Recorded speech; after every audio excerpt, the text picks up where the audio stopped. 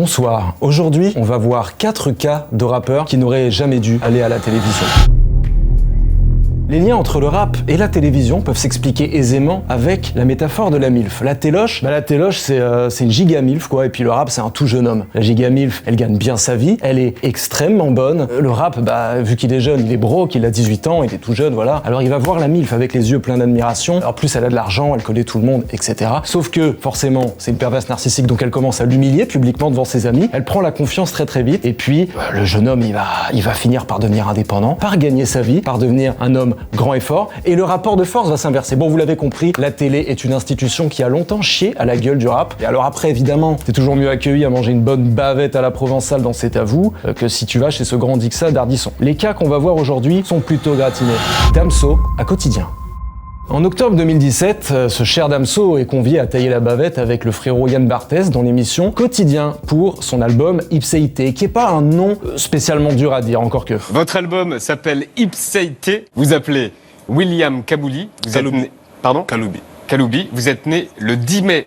Bon, on va dire que c'est pas son truc, il tâtonne un peu le Yann, c'est pas son univers évidemment. Alors il va commencer à raconter un petit peu le parcours de Damso et très très vite il va arriver sur la musique, le sujet de la musique bien entendu. Et il va lui sortir immédiatement le supposé sexisme de ses textes. Toute la presse de bon goût vous adore, Le Monde, la presse féminine comme Grazia vous adore, alors que vos textes sont quand même super sexistes. C'est la goutte là!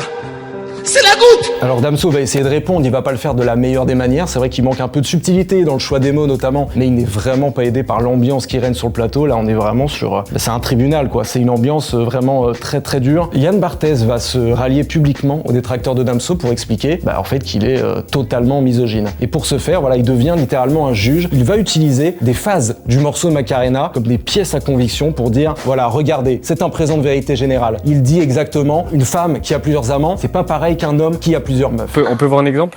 Un extrait. Tu baises avec moi, tu baises avec d'autres, même si c'est pareil, c'est pas la même chose. Ouais. Pourquoi ? Mais en fait... Alors Macarena, on connaît tous la chanson. L'histoire c'est quoi ? C'est Damso jeune qui tombe amoureux d'une nana, d'une nénette. Puis très vite, elle va voir ailleurs et lui il est jaloux.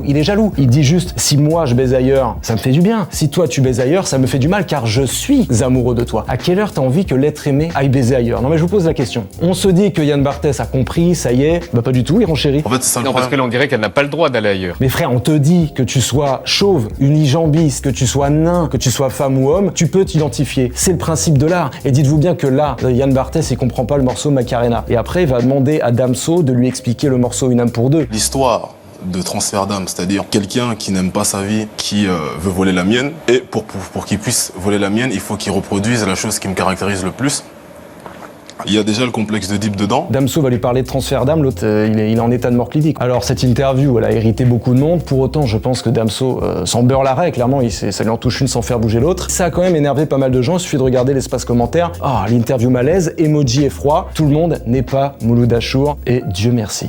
Nekfeu dans On n'est pas couché. Septembre 2015, Nekfeu décide pour une raison qui m'échappe encore d'aller écraser sa raie dans le fauteuil de l'émission de Ruquier On n'est pas couché. Il est face à deux gigantesques spécialistes du rap en France, Léa Salamé et Yann Moix. Et Léa Salamé va ouvrir le bal directement en intentant un procès moral à Nekfeu sur son album. Et oui, parce qu'il est là pour parler de son album Feu, et ces deux osos vont en faire la critique. Alors elle commence par lui dire... C'est-à-dire que le rap par rapport au rap qui était le mien dans les années 70. Des vieux, je crois.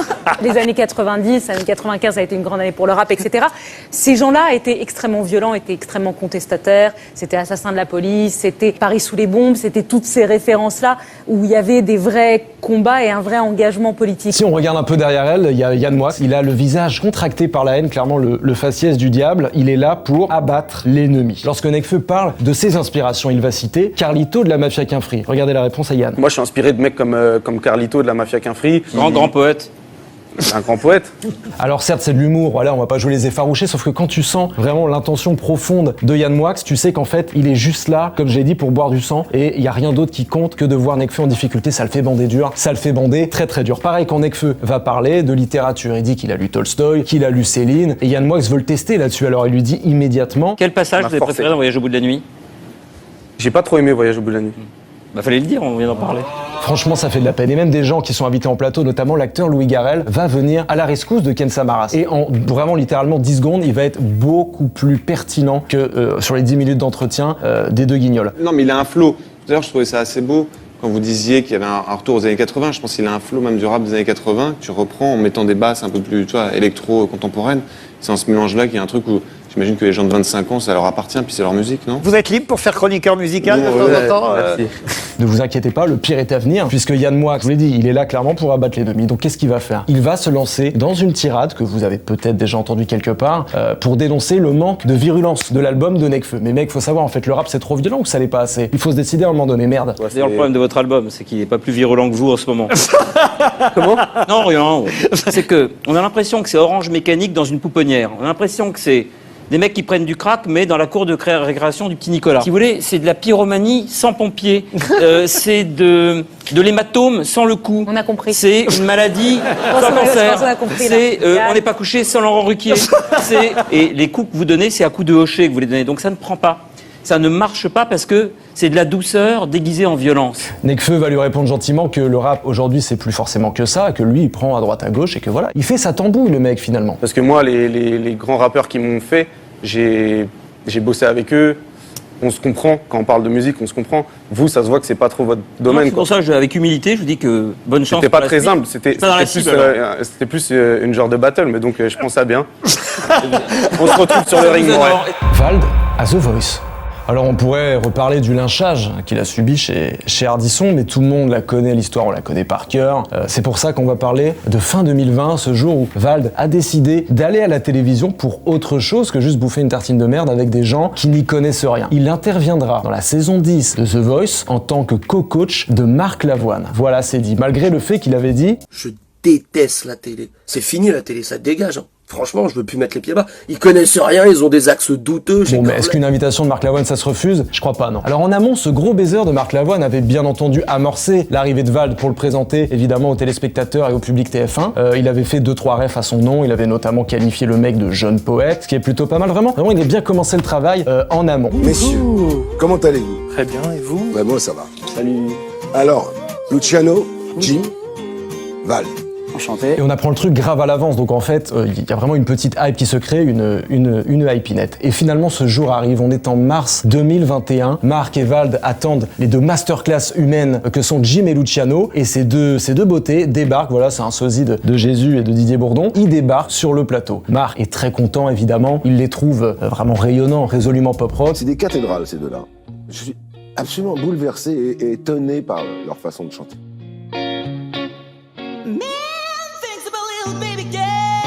Et magie de la prod, les deux candidats adorent Vald, évidemment. Et après 2-3 gâteries vraiment amplement méritées, ils commencent à téchant. Problème, Vald, c'est un excellent rappeur, c'est un mec qui peut chanter sous autotune, etc. Mais c'est pas non plus, c'est pas Mika, c'est pas Pavarotti, quoi. Alors que les deux mecs qui sont en face de lui ont des organes de fou baiser. Donc on voit quand même qu'ils commencent à se mettre la pression, ils lâchent des petits, oh putain, ils sont trop forts, et ils se demandent vraiment ce qu'il va bien pouvoir dire à ces deux voix d'ange. Alors les deux finissent leur prestation, bien gentiment, et la question c'est est-ce que Vald va réussir à rester premier degré. Attention, analyse.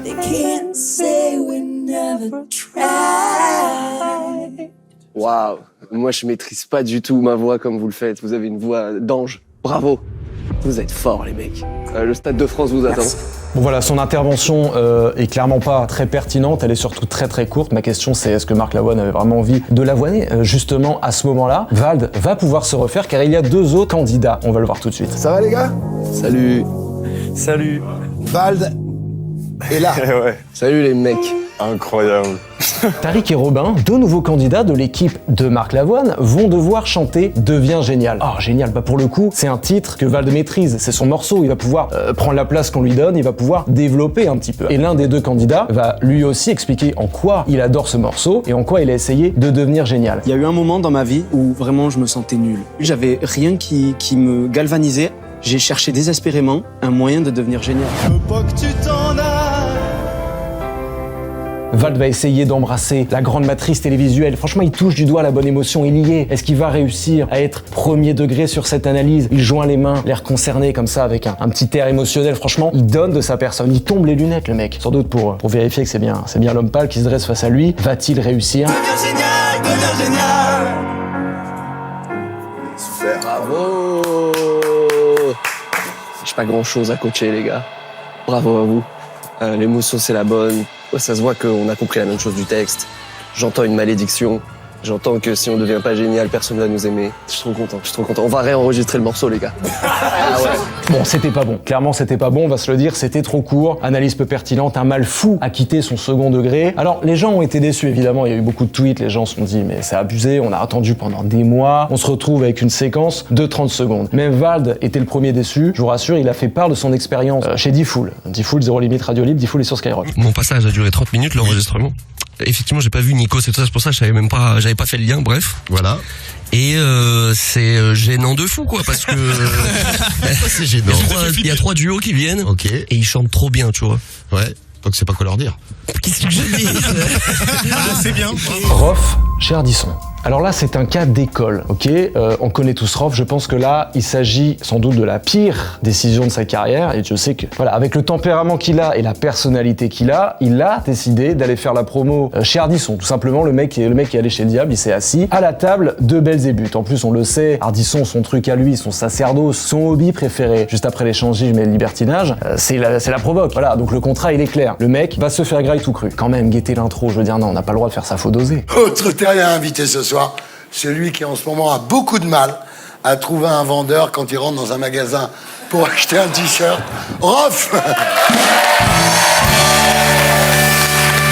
Regardez le visage de Rof, il n'arrive même pas à sourire, le pauvre, son nom verbal depuis le début. Et Keblo, quand on lui parle, il se remet sur sa chaise. Clairement, il n'est pas à l'aise, il aimerait être partout, sauf là où il est actuellement. De toute façon, quand même le premier chroniqueur lui parle de son bracelet électronique et du placard en faisant une vanne dessus, il n'y a pas matière à être optimiste pour la suite. Ses expériences de vie à lui aussi, comment couper son bracelet électronique, la vie après la tôle. Te lève pas trop quand même, je sens qu'il y a une tension.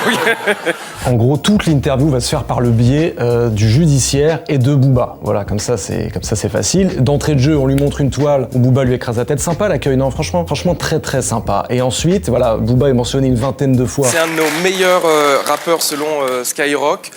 C'est une petite baltringue selon Booba. Alors, vous êtes en clash avec Booba, c'est un autre rappeur. Vous arrêtez pas de vous clasher avec Booba, c'est Booba qui est en train d'écraser la tête de Rof. Booba, si tu veux venir t'expliquer ici, dites Booba, mais Booba dans son magasin, des albums de Booba. Alors que l'interview dure 12 minutes, on lui parle de l'affaire de la boutique évidemment, et après, le biais judiciaire, dès qu'on parle d'une de ses actualités, on le ramène, voilà, à sa condition, à son bracelet électronique, etc. À un moment donné, on lui parle de son téléphone. Alors, vous avez sorti un téléphone. Daniel by Rof. Voilà. Il y a un téléphone Rof. Est-ce que vous n'allez pas sortir des bracelets électroniques Rof?